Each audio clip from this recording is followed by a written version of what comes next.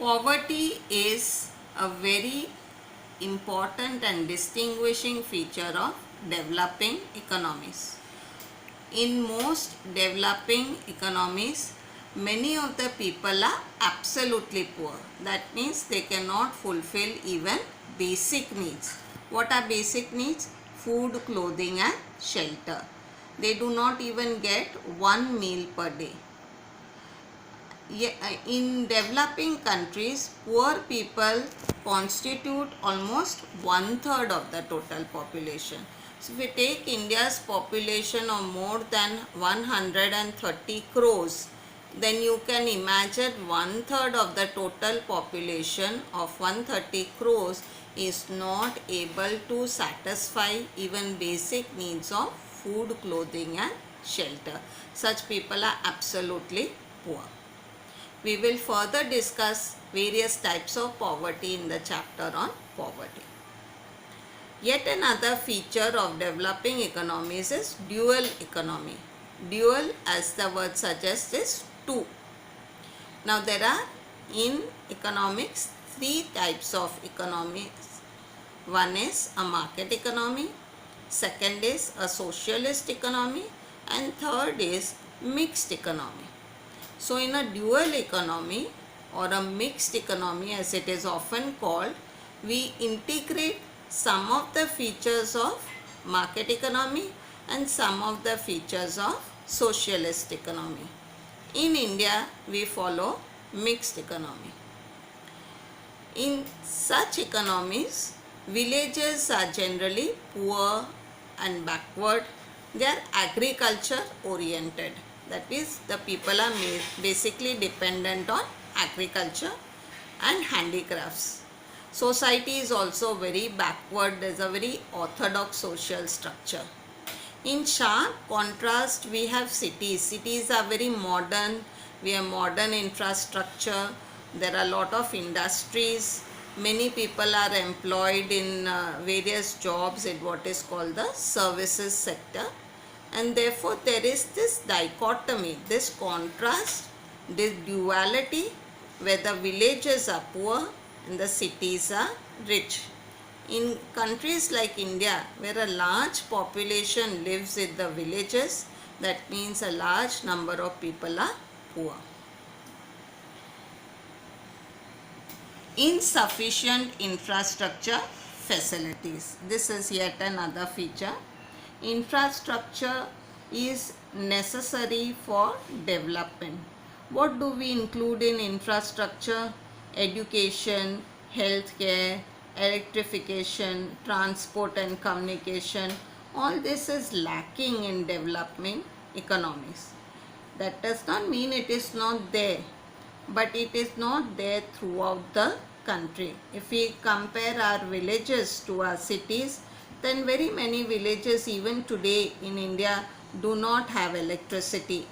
They do not have pakka roads. They do not even have clean drinking water. Education also, the facilities are very basic. Healthcare, they may have primary healthcare centers, but they do not have good hospitals. Transport and communication is also lacking. In contrast, our metros like Mumbai, Delhi, Chennai, Bangalore, Calcutta and so on, they have a lot of good infrastructure.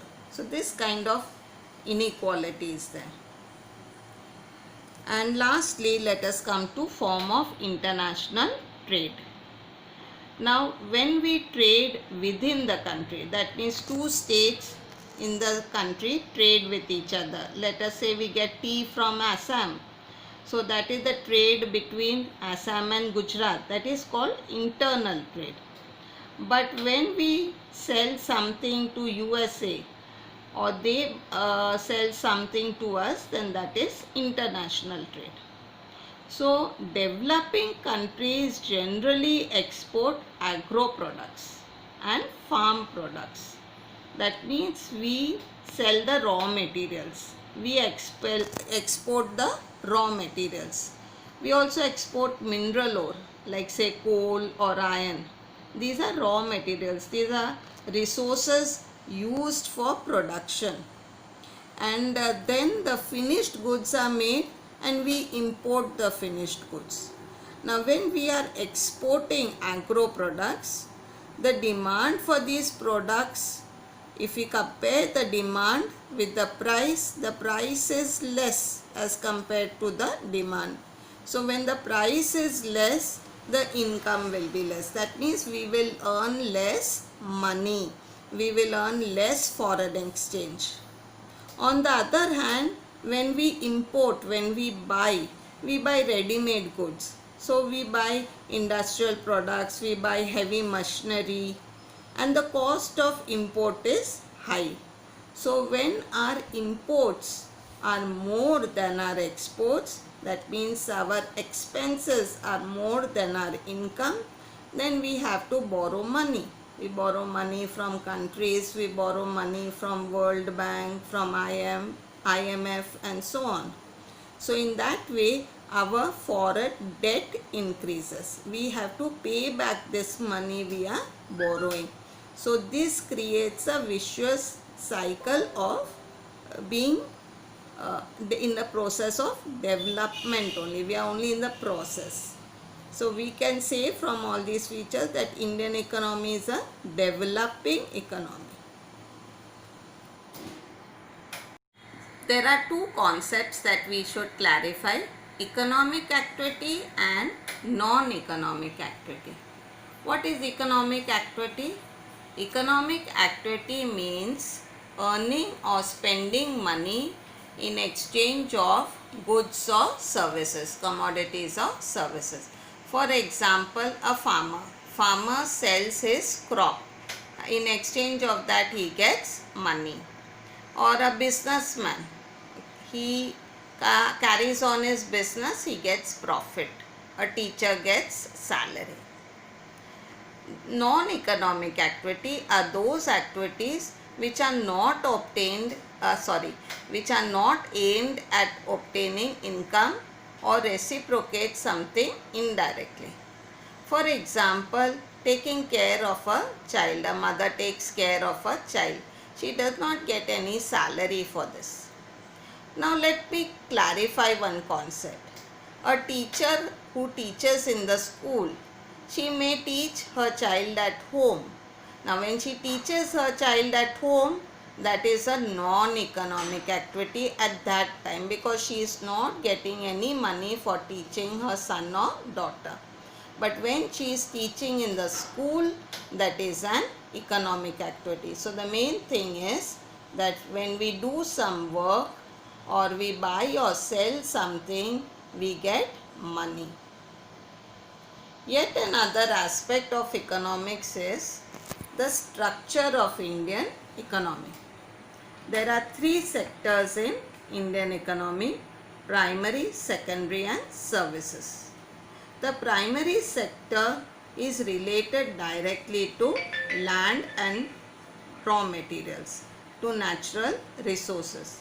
For example, agriculture, cattle rearing, fisheries, poultry farming, collection of forest products, mining, etc. These will all be categorized under primary sector.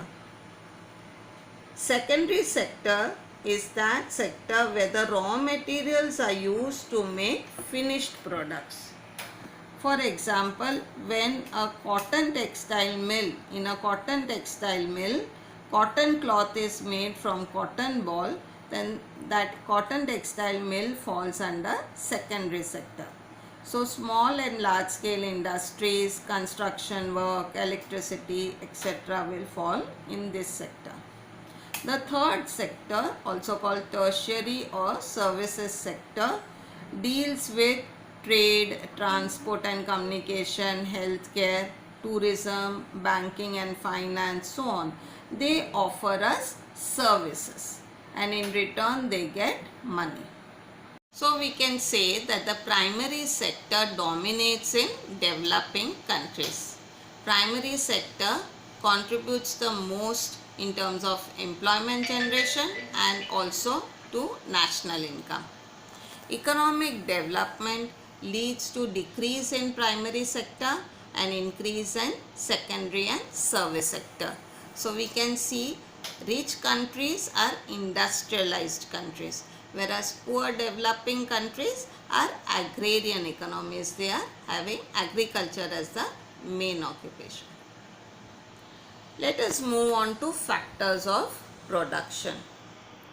Production is done with the help of natural resources and labor. These tools are factors of production. There are 4 factors of production: land, capital, labor and entrepreneurship. In normal terms, we talk about land as the uppermost layer of the earth's surface. But in economics, land means all the natural resources available on the surface as well as in the interior. Even rivers will constitute as land in economics. So forest resources, mineral resources, animal resources, all this will constitute as land. Second is capital. Capital is a man-made factor of production. It is helpful in production. So instrument, tools, property, assets, investment, money, all this will constitute as capital. Machinery will also constitute as capital. There are 2 types of capital: monetary capital and material capital. Monetary capital is money. Material capital is the machinery. Third factor of production is labor. So any mental or physical work done with the aim to obtain monetary reward is known as labor. So when we do work to get money, it is known as labor. So labor in economics does not mean the laborer on the road. Even I, who am a teacher, am considered as labor. So whether you are a teacher or whether you are an officer in the bank or whether you are a construction worker, all qualify under labor. Some do mental work, some do physical work. But in return of that work, they get salary, they get wages. The fourth factor of production is entrepreneur.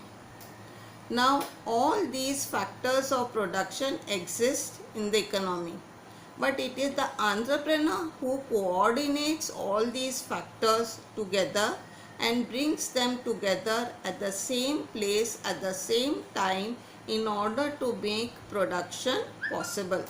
So entrepreneur is also called the pillar of production, because without him production would not be possible. So land is available, labor is available, capital is available, but without entrepreneur all these 3 factors don't have any use. So it is the entrepreneur who takes the risk and brings all the factors together and produces either a commodity or a service in return of getting profit.